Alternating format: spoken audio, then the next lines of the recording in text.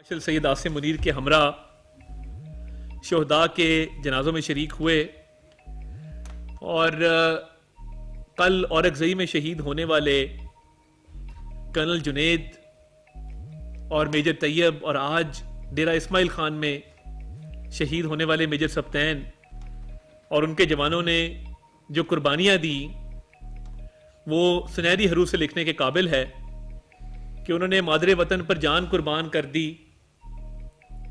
और उनके ख़ानदान जिस फ़ख्र का इजहार कर रहे थे और जिन जज्बात का इजहार कर रहे थे कि हमारे बच्चों ने जो मुल्क पे जान निछावर की है, हमें इसका फ़ख्र भी है कि शहादत उनके नसीब में आई, उनका मुकद्दर बनी।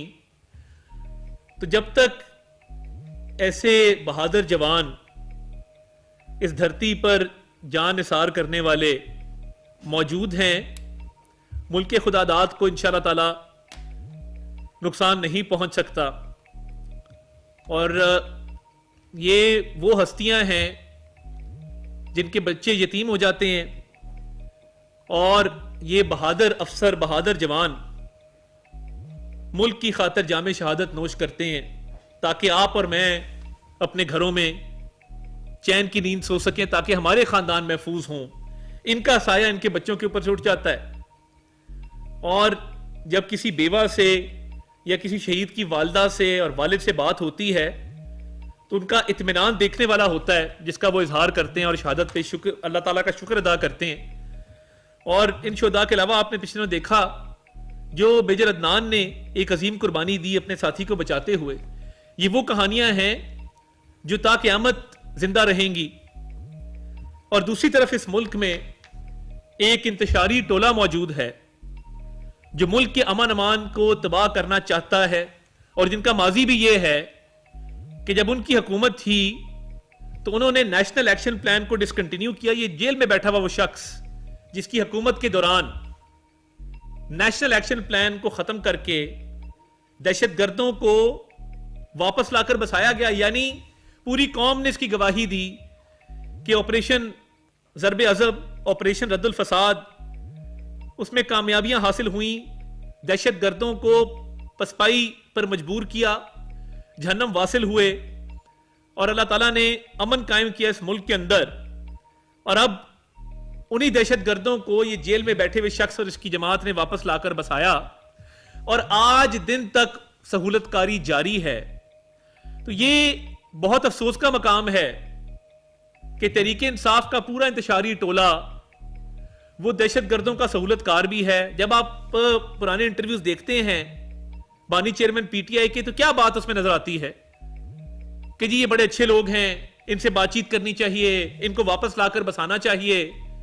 और जब वो बाजारों में, मसाजिद में, तजारती मराकज में धमाके करते हैं, स्कूलों तक को नहीं बख्शते और बेगुनाह इंसानों की जान लेते हैं, पाकिस्तान का नुकसान करते हैं, तो ये रियासत पाकिस्तान 27वीं रमजान की शब मार्ज़े वजूद में आई थी। ये कलमे के नाम पर कायम होने वाली रियासत है। ये इंशाअल्लाह ताला ता क़यामत कायम रहेगी और कायम व दायम रहेगी। और ये मुट्ठी भर दहशतगर्द, इनको सहूलतकारी मिलती है जेल में बैठे हुए शख्स से जो दहशतगर्दों का चीफ स्पॉन्सर है, जिसने पहले भी अपनी हुकूमत के दौरान दहशतगर्दों को वापस लाकर सेटल्ड एरियाज के अंदर बसाया, इनकी बाहिफाजत वापसी की, इनको वहां पे रहने सहने की जगह दी और इनको मेन स्ट्रीम एरियाज के अंदर लाकर इनको आबाद किया। आज भी केपी की पॉलिटिक्स भी इसी चीज के इर्द गिर्द घूम रही है। सुहेल अफरीदी नामी आदमी जिसको नामजद किया गया है वजीर आला के लिए, पहली बात तो ये कि अली अमीन गड्डापुर से रंजिश ये थी कि तुम दहशतगर्दों की ठीक तरह से सहूलतकारी नहीं कर पा रहे। तुम्हें जो कहा जाता है कि तुम दहशतगर्दों की सहूलतकारी करो, दहशतगर्दों को पूरा सपोर्ट करो और उनके खिलाफ कार्रवाइयां बंद करवाओ, शायद अली अमीन गंडापुर उस हद तक ये मिशन पूरा नहीं कर सके बानी चेयरमैन पीटीआई का जिस हद तक उनको तवक्को थी। अब उन्होंने कहा कि ऐसा बंदा लाओ जो एक फ्यूजिटिव और एक इश्तहारी और एक भगोड़े मुराद सईद का करीबी साथी हो और दहशतगर्दों के हवाले से भी वो एक नरम गोशा रखता हो। तो ये जो सुहेल अफरीदी को लाया गया है, ये इसलिए लाया गया है कि दहशतगर्द और उनके सहूलतकारों को मुकम्मल तौर पे सपोर्ट किया जाए, प्रमोट किया जाए और मुकम्मल सहूलतकारी उनको दी जाए और उनको फ्री हैंड दिया जाए केपी प्रोविंस के अंदर। तो फिर वो कुर्बानियां कहां जाएंगी जो इस मुल्क को कौम ने दिया है? हम ये हरगिज नहीं होने देंगे।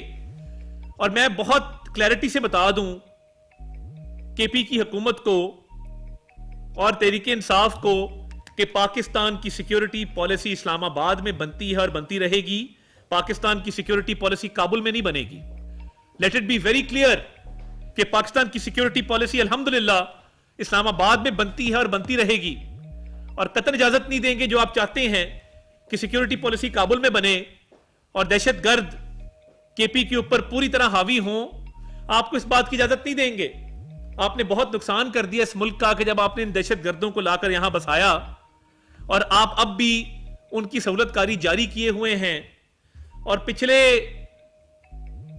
12 साल से आपकी हुकूमत है खैबर पख्तूनख्वा के अंदर और दहशतगर्दी वहां उरूज पर है। और अभी तो अल्लाह ताला का शुक्र है कि हमारे अफवाज पाकिस्तान के पाक फौज के जवान अफसर रोज कुर्बानियां दे रहे हैं और वो एक सीसा पिलाई हुई दीवार बने हुए हैं दहशतगर्दों और अवाम के दरमियान। और उनकी कुर्बानियों का नतीजा है कि अल्हम्दुलिल्लाह ये इसका तदारुक भी कर रहे हैं, इसको कंट्रोल भी कर रहे हैं। वरना जो जेल में बैठा बानी चेयरमैन पीटीआई चीफ स्पॉन्सर है दहशतगर्दों का और इस मुल्क को जो इंतशारी टोला नुकसान पहुंचाना चाहता है, ये उसका चीफ स्पॉन्सर है। तो ये दहशतगर्द कभी भी इंशाअल्लाह ताला गलबा हासिल नहीं कर सकेंगे। और ये जो सहूलतकारी, घरों में इनको पनाह देना, इनको वहां पे सहूलियात फराहम करना, जो सुहेल अफरीदी के थ्रू काम करना चाहते हैं, उस पर तो मुकदमात इतने हैं कि एक ऑलरेडी क्रिमिनल माइंडेड आदमी है, रिकॉर्ड याफ्ता है, उसके जरिए दहशतगर्दी की, सहूलतकारी की हरगिज़ रियासत पाकिस्तान इजाजत नहीं देगी। Let it be very clear. और मैं ये समझता हूं कि जो कुर्बानियां फौज दे रही है वो सुनहरी हरूफ में लिखने के काबिल हैं। हम अपने शोहदा को सलाम पेश करते हैं कि वो आज भी दहशतगर्दों को अपने मजमूम मकासद में कामयाब होने नहीं दे रहे, अपने खून से ये तारीख लिख रहे हैं और एक कुर्बानियों की लाजवाल दास्तान है। और इसी तरह आज लंदन की एक कोर्ट ने एक जोरदार तमाचा रसीद किया इंतशार पसंदों के मुंह पर जब उनको आज ये वर्डिक्ट दिया। ये पाकिस्तान के बयानिए की जीत हुई, ये पाकिस्तान की रियासत की जीत हुई और ये पाकिस्तान की इज्जत और वकार में आज इजाफा हुआ कि तहरीके इंसाफ के हवारी और तहरीके इंसाफ के शरपसंद अनासिर दुनिया में जहां मौजूद हैं, अल्लाह ताला आपको दिखा रहा है कि जिल्लत और रुसवाई उनका मुकद्दर बन रही है। और जिस तरीके से आज ये वर्डिक्ट आया, मैं समझता हूं कि तहरीके इंसाफ का एजेंडा बैनुल अक़वामी सतह पर कोर्ट्स के अंदर भी पिट के रह गया और शदीद रुसवाई का सामना हुआ है। और जो ये पाकिस्तान के इदारों पर, पाकिस्तान की फौज पर, पाकिस्तान के रियासती इदारों पर कीचड़ उछालते थे, झूठे बयानात दागते थे, इल्जाम तराशी करते थे, आज वो तमाम बयानियां दफन हो गया, वो अपनी मौत मर गया। और अब कोई जवाब नहीं है कि बैरून मुल्क बैठ के कोई पाकिस्तान की रियासत पर हमला करे, पाकिस्तान की रियासत के खिलाफ बात करे और पाकिस्तान की फौज के खिलाफ मजमूम प्रोपेगेंडा करे। आज जब लंदन की कोर्ट ने यह फैसला दिया है तो ये इंतशारी टोले की शिकस्त है और इंशाअल्लाह ताला इनको हर फील्ड में शिकस्त होगी। बयानिए की जंग ये हार रहे हैं और जो दहशतगर्दों की सहूलतकारी है उसमें भी इनको नाकामी होगी, इनको पसपाई का सामना करना पड़ेगा। अब किस मुंह से दुनिया के मुख्तलिफ कोनों में बैठे इंतशार पसंद रियासत पाकिस्तान के खिलाफ या फौज के खिलाफ बात करेंगे? इनको तो चुल्लू भर पानी में डूब मरना चाहिए। इस वर्डिक्ट के बाद ये जो फैसला आया है, इसके बाद कोई जवाब नहीं बचा। आपने लंदन के कोर्ट में भी मार खाई है, पाकिस्तान के कोर्ट्स में मार खाई है, अब कहां कहां आप मार खाना चाहते हैं? आप कहां कहां अपने बयानिए को हरवाना चाहते हैं? बताएं। रियासत तैयार है, आए आके मुकाबला करते हैं। मगर ये जो पाकिस्तान की हिफाजत की जंग, पाकिस्तान की तरक्की की जंग, इंशाअल्लाह ताला पाकिस्तानी और पाकिस्तान जीतेगा। और जो पाकिस्तान के खिलाफ जंग लड़ रहे हैं और पाकिस्तान को नुकसान पहुंचाना चाहते हैं, हार और शिकस्त इनका मुकद्दर होगी। मैं इख्तियार वली खान साहब से रिक्वेस्ट करूंगा कि वो मजीद इस पर जो है वो रोशनी डालें। थैंक यू वेरी मच, बहुत शुक्रिया। बिस्मिल्लाहिर्रहमानिर्रहीम। इनफैक्ट सूबों में वज़ीर आला का तब्दील होना ये एक रूटीन की बात होनी चाहिए, लेकिन अगर किसी ऐसे मसले पर हो कि गवर्नर्स को ठीक करना है तो बेहतर है। अगर आपको लॉ एंड ऑर्डर की सिचुएशन का मसले का कोई इदराक हो रहा है तो बहुत बेहतर है। लेकिन जिस सूबे में जो पाकिस्तान का सबसे नाजुक तरीन सूबा है, जो एक तरफ दहशत गर्दी की आग में झुलस रहा है, दूसरी तरफ बैड गवर्नेंस की वजह से दिन ब दिन तबाही और बर्बादी की तरफ जा रहा है, कोहिस्तान जैसे स्कैंडल वो इनका मुंह चिढ़ा रहे हैं। एक एक वजीर 35 और 40 करोड़ रुपए देकर 2 साल के कॉन्ट्रैक्ट पर आते हैं। एक एक सेक्रेटरी 10 और 15 करोड़ रुपए देकर एक एक साल के कॉन्ट्रैक्ट पर सेक्रेटरी लगता है। कमिश्नर अपने पैसे देकर अपनी पोस्ट लेता है। ऐसे सूबों में अगर की गवर्नेंस को बुनियाद बनाकर इमरान खान साहब अगर कोई तब्दीली करते तो हम उसको सराहते, लेकिन अली यमीन को हटाकर सुहेल अफरीदी को लाना ऐसा ही है कि अली यमीन बेचारा जो है वो 2 खवातीन की लड़ाई में मारा जा रहा है। पहले उसका बेर बन गया था बुशरा बीबी के साथ 26 नवंबर को, और अभी 2 हफ्ते पहले उसकी लड़ाई हो गई थी अलीमा खान के साथ। तो 2 खवातीन की वजह से उसको फारिग किया जा रहा है। ये मोरूसी सियासत भी है, ये अंदरूनी सियासत भी है, ये कारोबारी सियासत भी है। बुशरा बीबी के साथ जो उनका तनाज़ा बना था वो इस बात पर बना था कि जिस दिन वो जेल से रिहा हुई थी वो हिसाब किताब करने के लिए चली गई कि मिनिस्टरों से जितने पैसे लिए हैं, जितने आपने खरीदो फरोख्त किए, हमारा हिस्सा, वो हिस्सा उनको कम मिला। वहाँ से उनके तनाज़ात उठे। यही मामलात खैबर पख्तूनख्वा में पूरे 3rd टियर तक और 4th टियर तक इनके घुसे हुए हैं और नीचे वो सरायत कर चुके हैं। जिस सूबे में आप वज़ीर आला को चेंज कर रहे हैं, क्या आपको नहीं मालूम कि उस सूबे के हालात क्या है? क्या वहां पर दहशत गर्दी की वजह से कितने जवान शहीद हो गए, कितनी आम पब्लिक रोज शहीद होती है, पुलिस फोर्स के हजारों लोग जामे शहादत नोश कर चुके हैं। आपको वहां की नजाकत का और नाजुक सूरत हाल का कोई अंदाजा है? नो।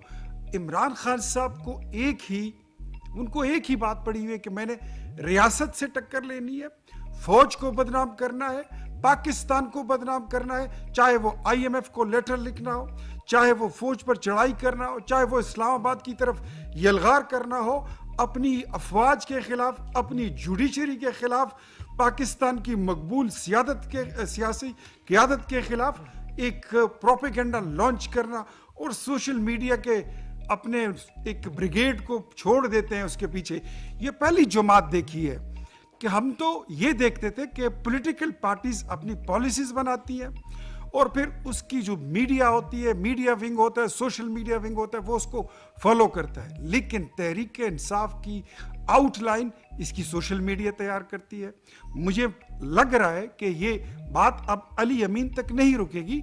अब इसके बाद जो मुझे अगली बारी नजर आ रही है वो बैरिस्टर गौहर और सलमान अकरम राजा साहब की है, उनको भी फारिग किया जाएगा।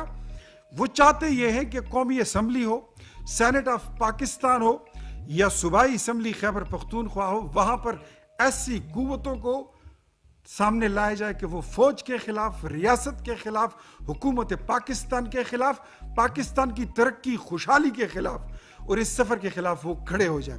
तो मेरे ख्याल में ये उनकी एक खाम ख्याली है, ऐसा कुछ नहीं होगा। बल्कि वो जितनी अपनी मकबूलियत के वो दावे करते थे, वो मकबूलियत उनकी बदनामी में दिन ब दिन तब्दील होती जा रही है और इसका अंत यही होगा कि ये PTI शुरू ही खैबर पख्तूनख्वा से हुई थी, ये वहीं पे मिट जाएगी। मैं समझता हूँ मेरे जाती कोई बेर नहीं है जो नए नामजद वज़ीर आला साहब हैं सुहेल अफरीदी साहब, लेकिन उनका जो उनका शनाख्ती कार्ड है, जो उनकी शनाख्त है, वो यही है कि वो फौज के खिलाफ बड़ी अच्छी तकरीर करते हैं, वो रियासत के खिलाफ बगावत की बात बड़े जोर से करते हैं, वो गाली देने में बड़ी महारत रखते हैं और ख़वातीन अरकान असम्बली को गालियां देने में उन्होंने एक रिकॉर्ड भी कायम किया हुआ है। तो अगर ये क्राइटेरिया है तो मेरे ख्याल में खैबर पख्तूनख्वा एक बार फिर, हम तो यही कहते हैं कि दुनिया की घड़ियां क्लॉकवाइज घूमती हैं, खैबर पख्तूनख्वा की घड़ियां एंटी क्लॉकवाइज घूम रही हैं। और अगर इमरान खान अपनी इन गंदे चालों में वो कामयाब हो गए तो ये जो एंटी क्लॉकवाइज उल्टी सुई है जो घड़ी की घूम रही है, इसकी रफ्तार मजीद तेज होगी। हम कौम को ये बावर कराना चाहते हैं कि जहां पर भी पाकिस्तान की तरक्की में, पाकिस्तान की खुशहाली में, आज पाकिस्तान अल्हम्दुलिल्लाह जो मईशत और जो मुल्क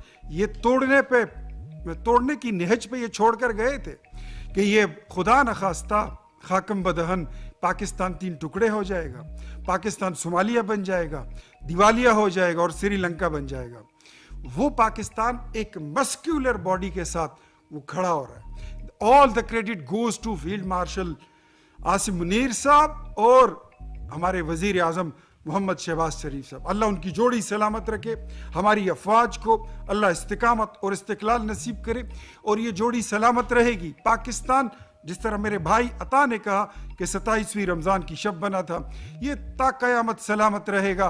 ऐसे बड़े मेहमान अदाकार आते रहेंगे इमरान खान की तरह और जाते रहेंगे। इनका कहानी में मीर जाफ़र और मीर सादिक के अलावा कोई इनका कोई तस्करा नहीं होगा।